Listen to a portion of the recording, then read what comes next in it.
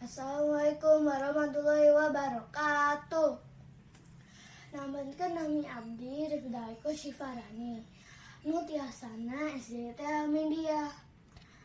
Abdi mintonkeun dongeng fabel anu judulna Japati jeung Sirom. Aya sirom rek nginum di sisi walungan. Keur ngareap ka handap manehna ti soledat. Tuh raga kana coy. Sirom gogorowan. Tulung, kuring geus ti soledat. Kabeneran aya Japati. Cindetan dina dahan kai anu nyodor ka aliran cai. Barang ngareret ka handap ka tenjol. Aya sirom keur kokosehan. Japati karenyam. Keleber hiber nyampurkan. Bari ngagegel daun salembar.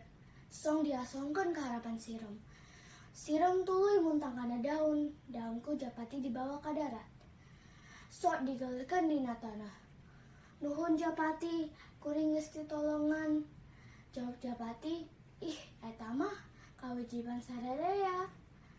Nulungan batur anu jalka eta wajib. Manuk ciong jeung ti kukur di sawah hiber ka mana. Mun urang nulung ka batur eta teh lampah utama. Hatur nuhun. Wassalamualaikum warahmatullahi wabarakatuh.